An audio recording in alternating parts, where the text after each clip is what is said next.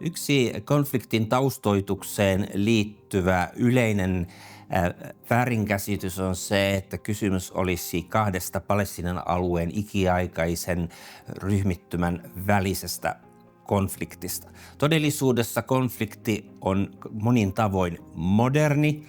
1800-luvun Palestiinassa oli olemassa suuri arabienemmistö ja lukuisia juutalaisia yhteisöjä, siis monikossa.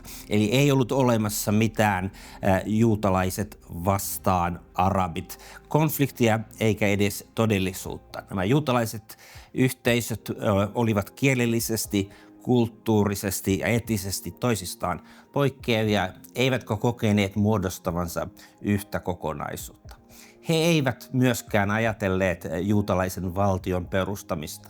Sen sijaan tämä ajatus syntyi Euroopassa osana Euroopan aatteellista kehitystä ja nationalismin syntyä. Eli konflikti syntyi vasta Euroopasta tulleiden uudisasukkaiden myötä Ison-Britannian suojeluksessa. Ja tässä prosessissa sitten lopulta tultiin tilanteeseen, että vastakkain oli kansallinen palestiinalainen identiteetti ja yhtenäinen juutalainen poliittinen liike. Tämä kehitys oli konfliktin lopputulos eikä alkupiste.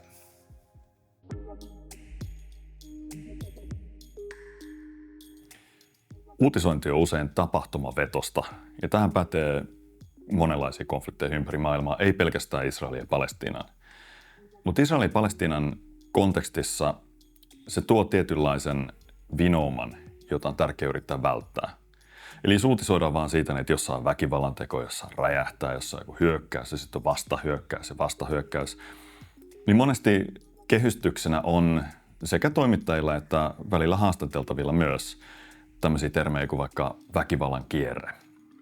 Ja siinä keskitytään ihan olemassa olevaan konfliktianalyysin perinteeseen, jossa katsotaan konfliktidynamiikkaa. Et se muistuttaa vähän niin kuin tällaista sukupolvia kestänyttä sukuriitaa, jossa joku sanoo jotain, toinen sanoo jotain toista ja yksi asia johtaa toiseen. Tämä on tämmöinen meille kaikille tuttu, aika arkinen kehystys. Toiset saattaa liittää sen sit valtiotasolla vaikka johonkin Ranskan ja Saksan väliseen historiaan ja vihollisuuksiin. Mutta nämä peittää allensa voimaepätasapainon, joka on tässä nimenomaisessa tilanteessa niin radikaali, että se on pakko ottaa huomioon. Israel on vahva miehittäjä, palestiinalaiset on hyvin heikkoja miehitettyjä. Parempi vertailukohta historiasta löytyisi vaikkapa Ranskan vallalle Algeriassa tai Zimbabwen, aiemmin Rhodesian historiasta. Voimaepätasapaino on se tekijä, jonka avulla pystyy tehdä ymmärrettäväksi ne konfliktit, joista sitten halutaan uutisoida.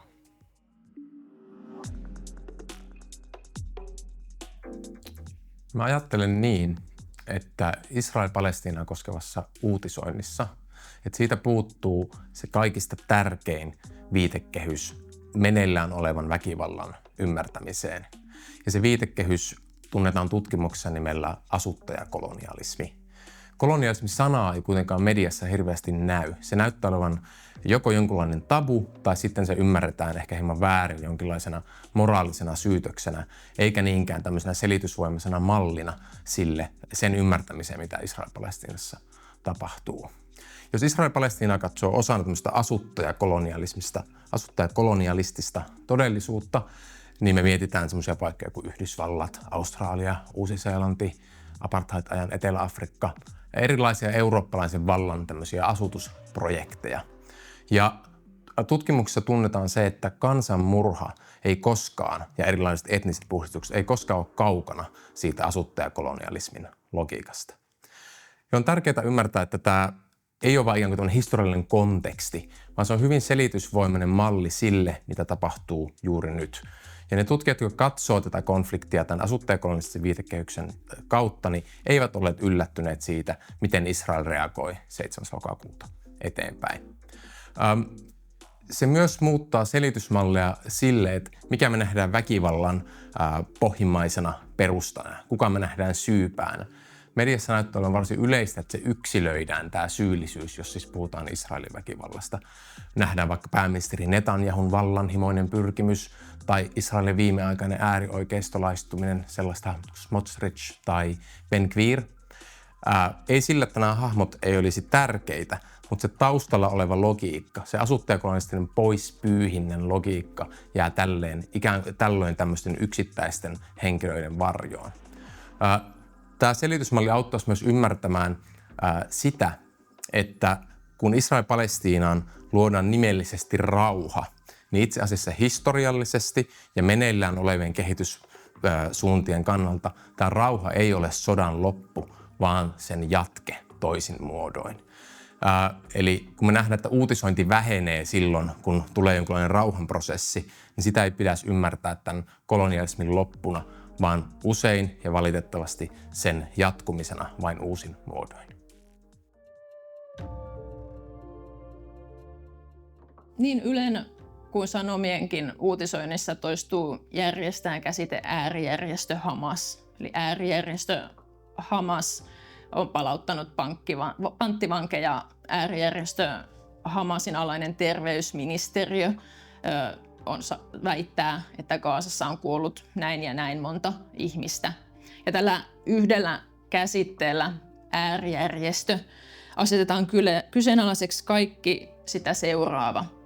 Että äärijärjestö tarkoittaa fundamentalismia ja tässä tapauksessa vihjaa myös terrorismin suuntaan, eikä terroristen lausuntoja voida pitää uskottavina.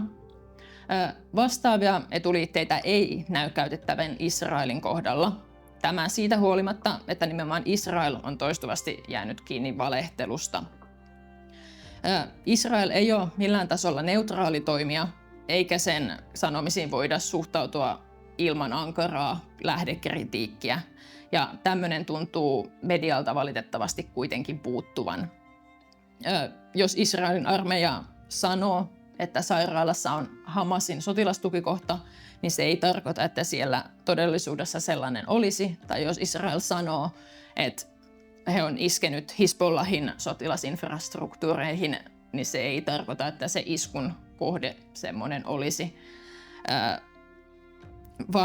Voi olla, että näin on, mutta aivan yhtä todennäköisesti Israel valehtelee oikeuttaakseen omaa väkivaltaansa vetoamalla tällaisen terrorismin vastaisesta sodasta niin kuin peräisin oleviin narratiiveihin, jotka asettaa terroristit oikeutetun väkivallan kohteeksi.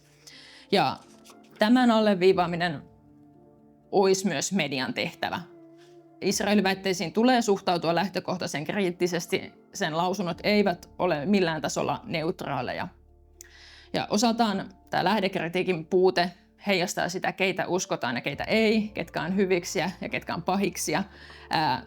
Äärijärjestöksi nimetyn toimijan lausunnot näyttäytyy automaattisesti epäuskottavampina kuin valtiollisen toimijan, jolla sattuu tässä tapauksessa olemaan myös puolellaan valtava mediakoneisto, jolla se pyrkii vaikuttamaan siihen, miten asioista ja mistä asioista puhutaan.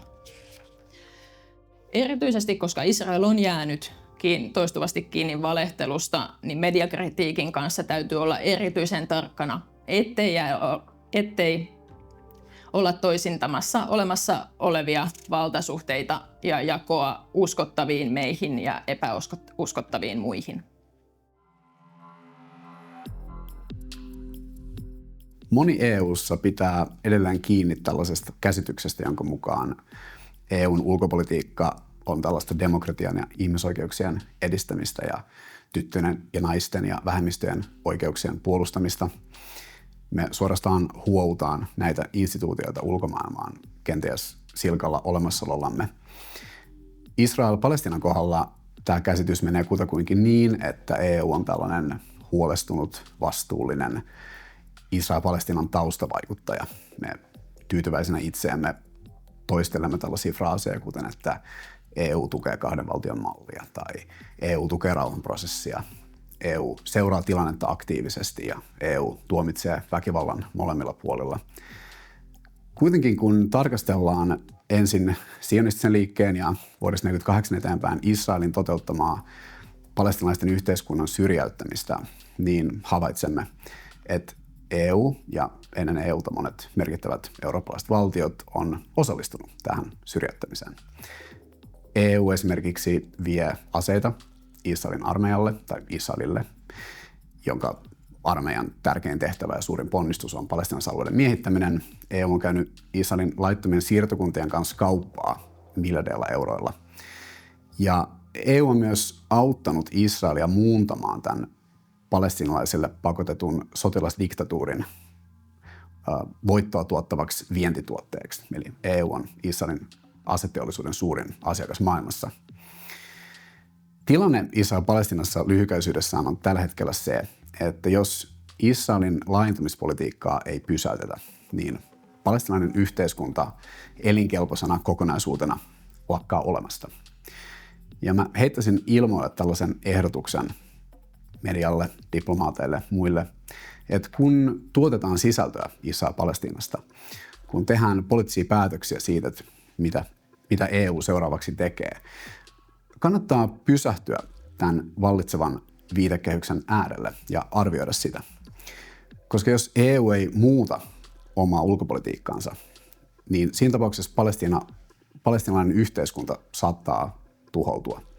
Ja jos näin käy, niin valitettavasti me olemme siihen osasyyllisiä.